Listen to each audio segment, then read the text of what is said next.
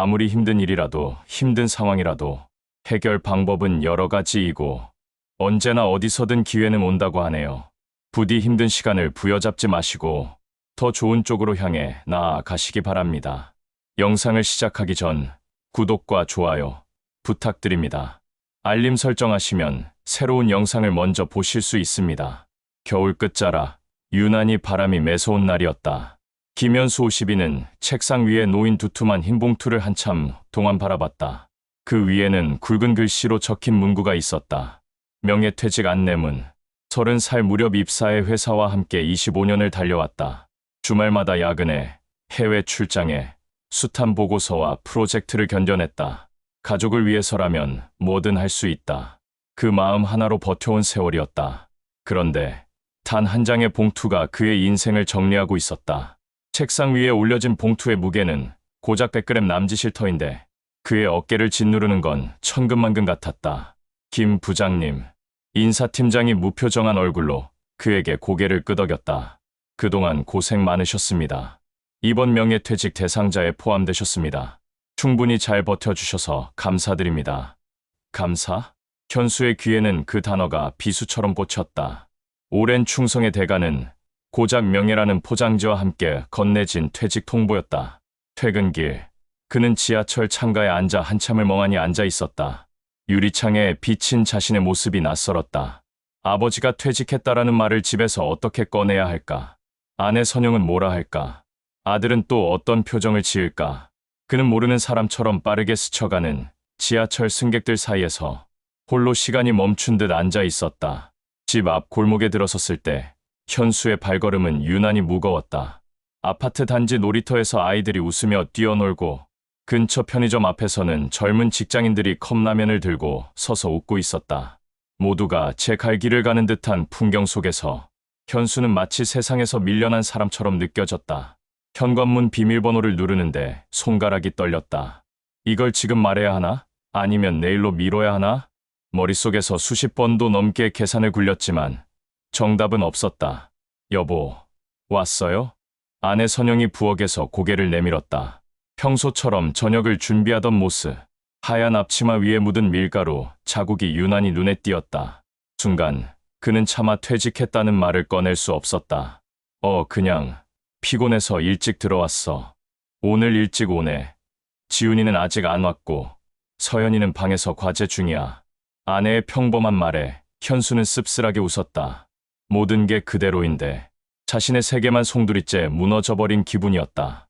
아빠, 오늘 뭐 좋은 일 있어요? 이렇게 일찍 오시고. 딸 서연이 수줍게 웃으며 물었다. 현수는 억지 미소를 지었다. 그냥 일이 좀 정리돼서. 그 순간 아들 지훈이 들어왔다. 대학생이 된 지훈은 어느새 어깨도 넓어지고 말투엔 건조함이 묻어 있었다. 아빠, 오늘 뉴스 봤어요? 또 구조조정한다더라. 요즘 회사 다니는 사람들 진짜 불안하겠다. 현수는 젓가락을 멈췄다. 아들의 무심한 말이 가슴에 비수처럼 꽂혔다. 선영이 눈치를 보며 말꼬리를 돌렸다. 지훈아, 그런 얘기 말고 밥이나 먹어. 식탁 위 공기는 무겁게 가라앉았다. 현수는 속으로 중얼거렸다. 이 말을 언제까지 숨길 수 있을까? 며칠 미뤘다. 그러나 결국 말하지 않을 수 없었다. 여보, 사실 나 퇴직했어. 거실 소파에 앉아있던 선영이 눈을 크게 떴다. 뭐라고? 언제? 지난주에 통보받았어.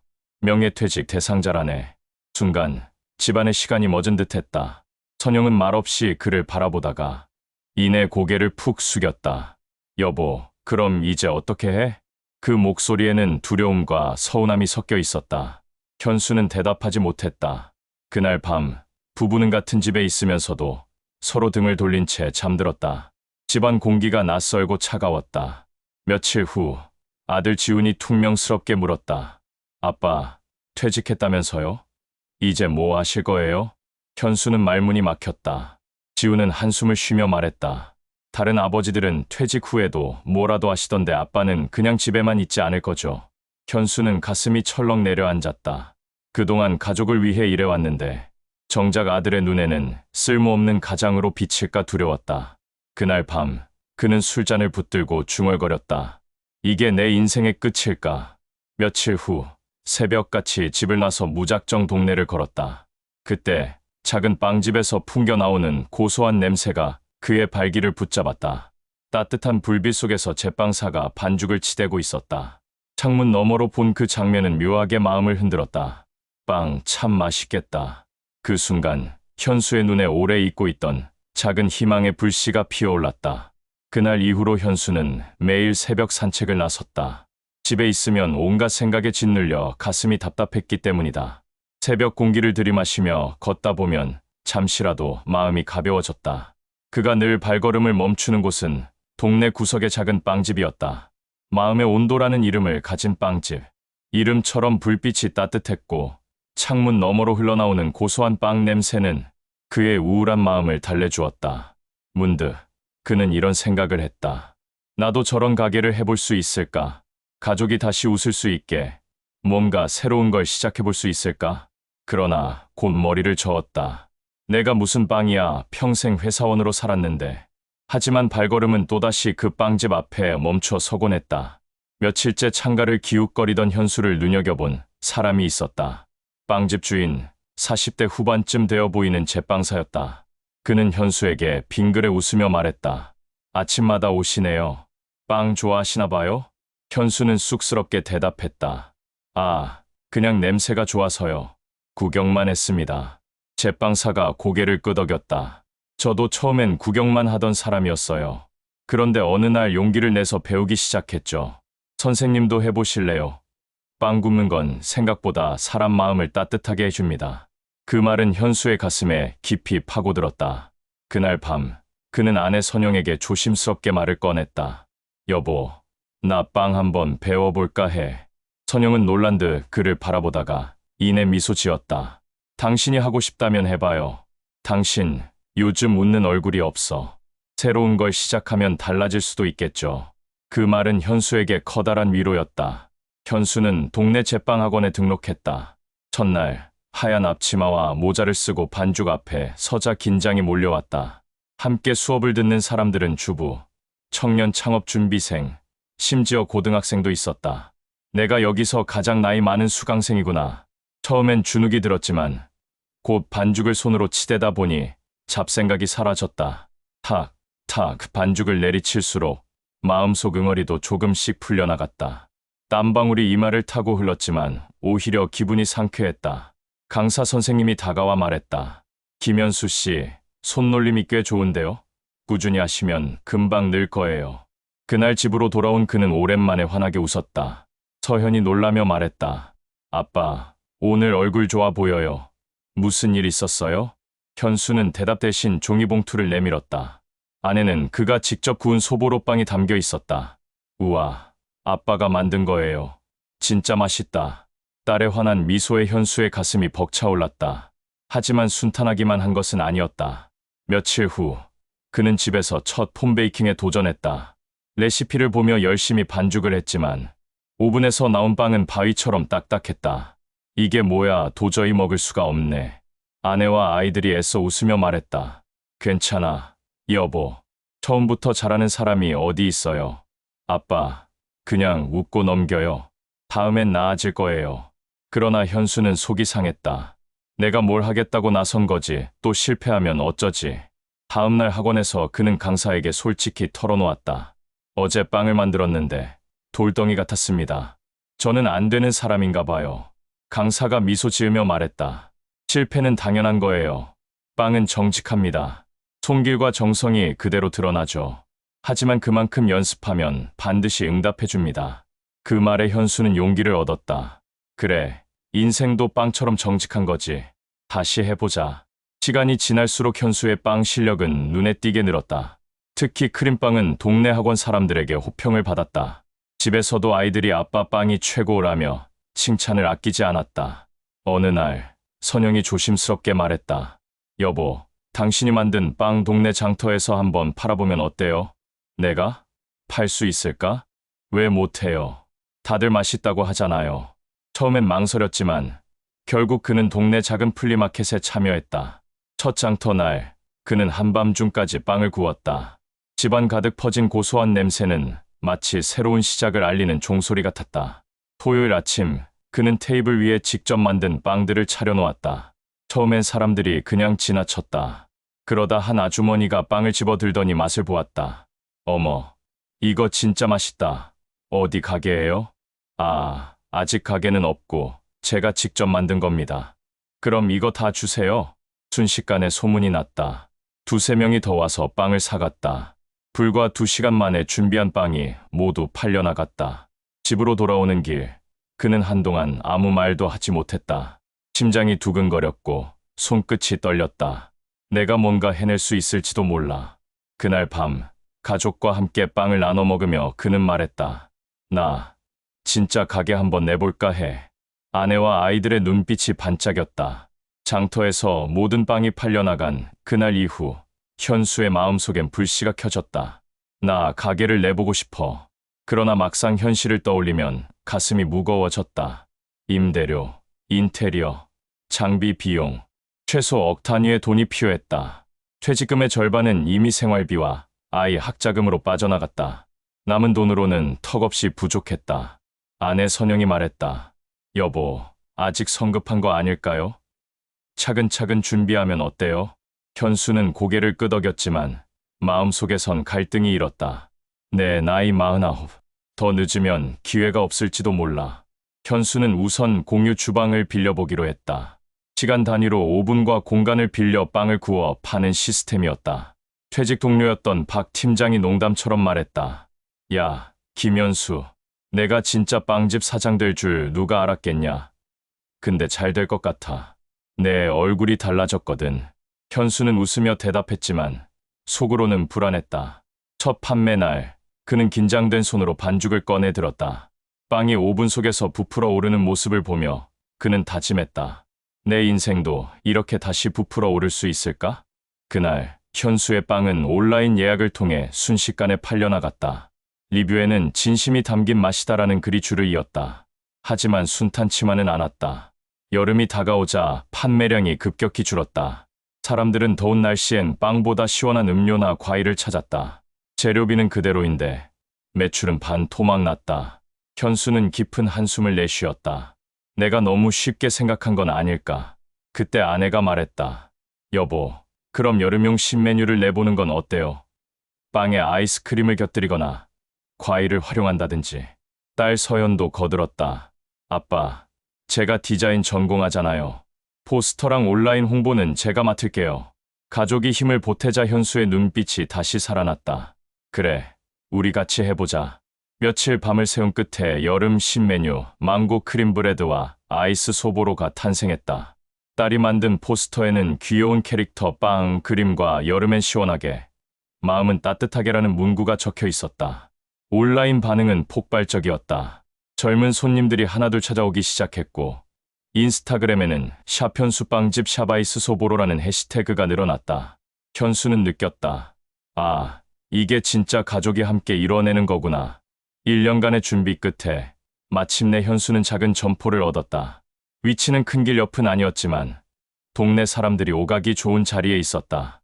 간판에는 아내가 직접 지은 이름이 적혔다. 두 번째 봄, 베이커리. 오픈날, 가게 앞은 이웃과 친구들로 북적였다. 퇴직 동료였던 박 팀장이 눈시울을 붉히며 말했다. 현수야, 내가 이렇게 다시 일어날 줄 정말 몰랐다. 부럽다, 진짜. 현수는 웃으며 대답했다. 부러운 게 아니라 너도 할 수 있어. 우리 모두 두 번째 봄을 찾을 수 있으니까. 가게는 입소문을 타며 점점 자리를 잡아갔다. 그러나 코로나19가 닥쳤다. 거리 두기로 손님이 줄었고 매출은 다시 바닥을 쳤다. 밤마다 현수는 계산기를 붙들고 씨름했다. 이러다 문 닫아야 하는 거 아닐까. 하지만 그때마다 가족은 그를 붙잡았다. 아내는 온라인 배달 플랫폼을 조사해 등록했고 딸은 SNS 라이브 방송으로 실시간 판매를 도왔다. 아들은 친구들과 함께 홍보 영상을 찍어주었다. 그 결과 가게는 동네에서 배달빵 잘하는 집으로 유명해졌다. 전화벨이 쉴 새 없이 울렸고 배달기사들이 줄지어 다녀갔다. 3년이 흐른 지금 두 번째 봄 베이커리는 동네에서 가장 사랑받는 빵집이 되었다. 현수는 매일 새벽 4시에 일어나 반죽을 하고 아내는 손님 응대를 맡으며 아이들은 틈틈이 가게를 도왔다. 그는 문득 생각했다. 명예퇴직은 끝이 아니라 시작이었구나. 내가 잃은 게 아니라 새로 얻은 거였어. 빵을 사러 온 단골 손님이 물었다. 사장님, 가게 이름이 참 예쁘네요. 왜 두 번째 봄이라고 지으셨어요? 현수는 환하게 웃으며 대답했다. 제 인생에도 두 번째 봄이 찾아왔거든요. 여러분도 언제든 새로운 봄을 맞을 수 있길 바라는 마음이에요. 두 번째 봄 베이커리는 동네에서 유명세를 탔다. 주말이면 줄이 길게 늘어섰고 손님들은 빵이 다 팔려나갈까봐 일찍부터 찾아왔다. 현수는 기쁘면서도 불안했다. 여보, 이 정도면 가게를 좀 더 넓혀도 되지 않을까? 아내 선영은 망설였다. 조심해야 해요. 욕심 부리다가 망하는 경우 많잖아요. 현수는 고개를 끄덕였지만 속으로는 꿈이 커져갔다. 내가 다시 큰 무대를 가져도 될까? 아니, 가져야 하지 않을까? 확장 문제를 두고 가족 간에도 의견이 갈렸다. 딸 서연은 찬성했다. 아빠, 지금이 기회야. 브랜드화하면 더 멀리 갈 수 있어요. 제가 디자인 맡을게요. 하지만 아들 준호는 반대였다. 아빠, 지금처럼 소박하게 가는 게 좋아. 너무 크게 가면 가족이 힘들어져. 현수는 혼란스러웠다. 가족의 응원으로 여기까지 왔는데 이제는 가족의 의견이 갈라지다니. 밤마다 그는 오븐 앞에서 반죽을 치대며 혼잣말을 했다. 나는 뭘 위해 빵을 굽는 걸까? 성공을 위해서 아니면 가족과의 행복을 위해서? 결정을 내리지 못한 사이 또 다른 문제가 생겼다. 새로 생긴 프랜차이즈 빵집이 바로 근처에 들어선 것이다. 가격은 저렴했고 광고도 대대적이었다. 일부 손님들은 호기심에 그곳으로 발길을 옮겼다. 아빠, 손님이 줄었어. 딸의 말에 현수는 가슴이 철렁 내려앉았다. 이대로라면 가게를 지키기도 벅찰지 모른다. 그날 밤, 현수는 아내와 긴 대화를 나눴다. 여보, 난 이제 자신이 없어. 또 실패하는 건 아닐까 두려워. 선영은 그의 손을 꼭 잡았다. 당신이 여기까지 온 게 벌써 성공이에요. 우리 가족이 함께 있잖아요. 그게 힘이에요. 가족의 위로 덕분에 현수는 다시 마음을 다잡았다. 그래, 남들과 경쟁하는 게 아니라 우리만의 이야기를 담으면 돼. 그는 빵에 가족의 스토리를 입히기로 했다. 아내와 함께 만든 고구마 식빵 부부의 길. 딸이 디자인한 망고 크림브레드 청춘의 꿈. 아들이 아이디어를 낸 고소한 잡곡빵 든든한 미래. 그리고 가게 벽 한쪽에 우리 가족의 두 번째 봄 이야기를 적어두었다. 손님들은 단순히 빵을 먹으러 오는 것이 아니라 이야기를 나누고 공감하러 찾아왔다. 확장 문제로 갈등하던 가족도 결국 화해했다. 현수는 말했다. 확장은 나중에 해도 돼. 지금은 이 자리에서 행복하면 그걸로 충분해. 아들 준호는 고개를 끄덕였다. 아빠, 솔직히 걱정했는데 아빠가 이렇게 말해주니 마음이 놓여. 딸 서연은 웃으며 덧붙였다. 언젠가 우리도 더 큰 꿈을 꾸겠죠. 근데 지금은 이게 맞는 것 같아요. 그날 저녁, 가족은 가게 한쪽에서 함께 저녁을 먹었다. 작은 테이블 위, 따뜻한 빵 냄새가 방 안가득 번졌다. 몇 년 후, 가게는 동네 사랑방 같은 공간이 되었다. 어르신들은 아침마다 들러 커피와 빵을 나누며 담소를 나눴고, 아이들은 방과 후 달려와 빵을 사 먹으며 웃음을 터뜨렸다. 현수는 문득 깨달았다. 내가 원한 건 화려한 성공이 아니라 이렇게 사람들과 함께 숨 쉬는 삶이었구나. 어느 날, 방송국에서 취재를 나왔다. 기자는 물었다. 사장님, 명예퇴직 후 다시 일어서는 게 쉽지 않았을 텐데 어떻게 가능했나요? 현수는 빙그레 웃으며 대답했다. 명예퇴직은 끝이 아니었습니다. 내게는 가족이 있었고 그 가족과 함께라면 무엇이든 다시 시작할 수 있었죠. 빵을 굽는 건 내 일이지만 그 안에 담긴 건 우리 가족의 사랑입니다. 그리고 그 사랑이 손님들에게 전해진 거죠. 해가 저무는 저녁, 현수는 가게 문 앞에 서서 하늘을 바라보았다. 퇴직하던 날의 막막함이 떠올랐지만 이제는 두렵지 않았다. 오히려 그는 미소 지으며 속으로 되뇌었다. 명예퇴직의 다른 이름은 제2의 인생의 시작이다. 그의 곁에서 아내가 손을 잡았다. 아이들이 웃으며 뒤따라왔다. 그리고 작은 가게 안에선 오븐의 불빛이 따뜻하게 타오르고 있었다.